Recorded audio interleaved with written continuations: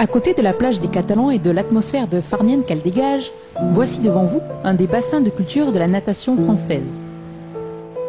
Le CNM, Cercle des nageurs de Marseille.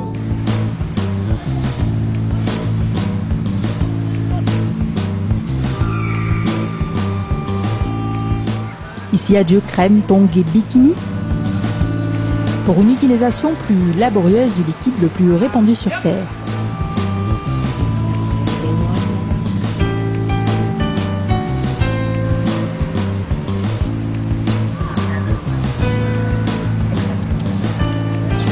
Ils sont 11. 11 gros bonnets de compétition à faire partie du pôle élite du CNM.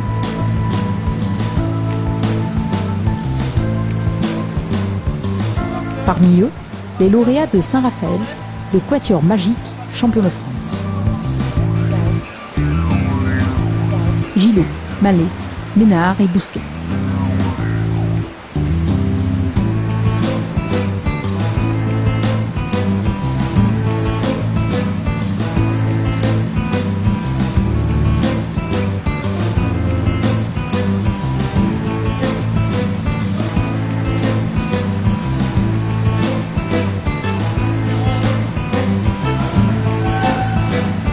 Avec une performance de 3 minutes 15 au relais 400 mètres nage libre, ces sprinteurs prototypes se battent contre le temps.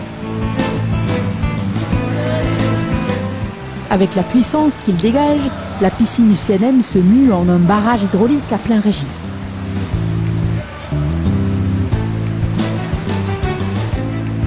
Ici, l'énergie apparaît constamment renouvelable.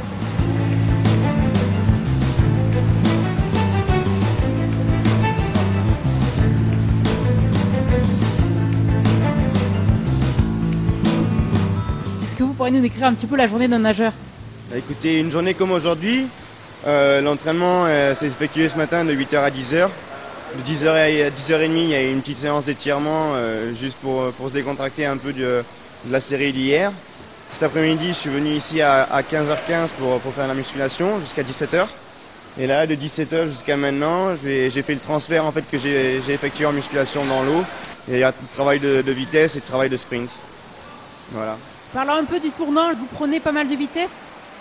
Oui, c'est vrai que lors du virage, comme on le fait souvent en petit bassin, en bassin de 25 mètres, le virage est très très important. Et l'approche du virage et l'approche au mur, la culbute en elle-même et la poussée au mur est très importante, dans le sens où ça nous permet de recréer un petit peu de vitesse au moment de la poussée du mur, mais également de se ressourcer en énergie, puisqu'il y a une phase où on est vraiment statique, où on ne bouge pas, ça nous permet de se régénérer un petit peu.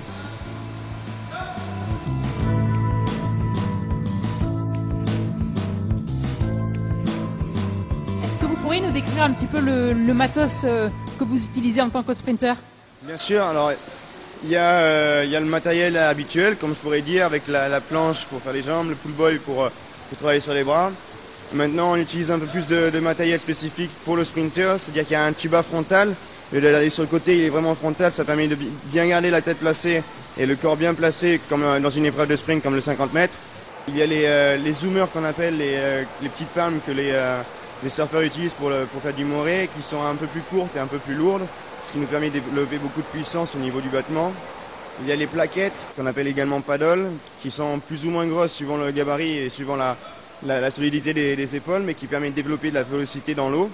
Et puis vraiment spécifique aux sprinters, en fait, il y a cet élastique, ce fameux élastique qu'on accroche à l'aide d'une ceinture, et qui est généralement accroché au mur ou au plot, et contre lequel on nage. Donc au bout d'un moment, l'élastique se tend, et il y a de la résistance et on essaye de résister à l'avancement en fait.